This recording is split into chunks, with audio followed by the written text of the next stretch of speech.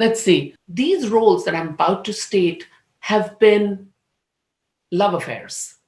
They have been relationships that will remain with me throughout my life because they have impacted me in ways that I am still uncovering.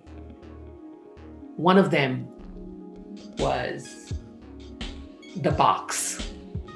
It was a play by Sarah Shore, and it spoke of a solitary confinement in American prisons, which has impacted Black bodies disproportionately and brown bodies, but primarily Black bodies disproportionately.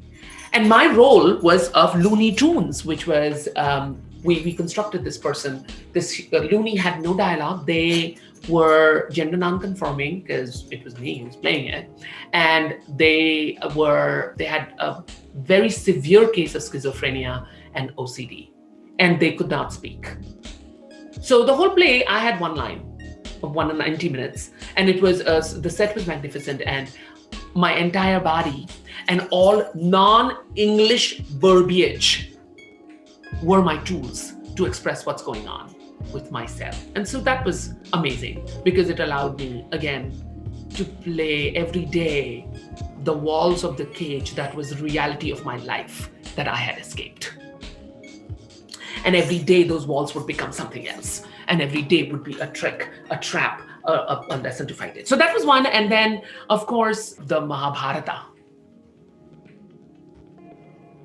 It's a dream to be trans, to take roots of your culture, the very root, the thing that predates your grandparents, something that their mom and parents told them when they were little kids and their brain cells were just figuring out nuances of social structures.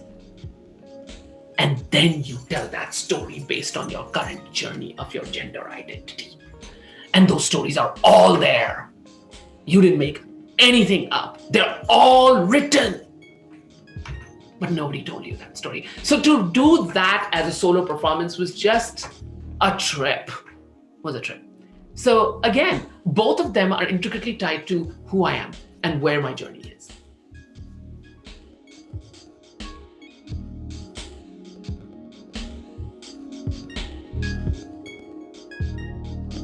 So in Mahabharata, yes, it would be a joy if I had even one South Asian person in the audience, because the whole story changes.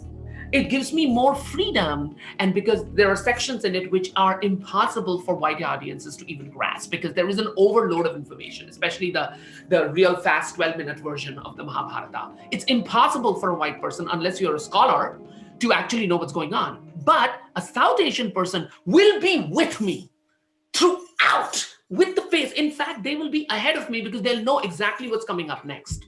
So I could be as fast as possible, as humanly possible, and they'll still be holding my story.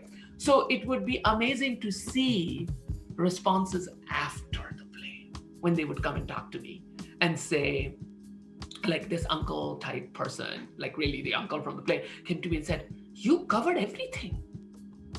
And we've not. There's so much people like, "You have covered everything." So to have a cisgendered uncle come to you and say, looking at all these trans stories, saying, "You've covered everything," that's just glorious then. We just changed the Mahabharata to today, and we are still Ved Vyasas. And also, it is such a connected play. Like literally, I cannot perform it. I have to tell it. I have to tell you the story. I have to tell the story. I have to tell the story. It literally is so much like the way we are talking right now, that when I had South Asian people, to give them parts of the story that I know will touch them because it has touched me so much, like the Draupadi scene, it was remarkable to see the impact it would have on ladies from South Asian descent. The intersectionality of that tragedy, the powerlessness, the helplessness, despite the royalty, the prestige, the power, the supposed safety and security, because you're married to 5 world's best warriors in their field. And still you have to go through that while they're watching.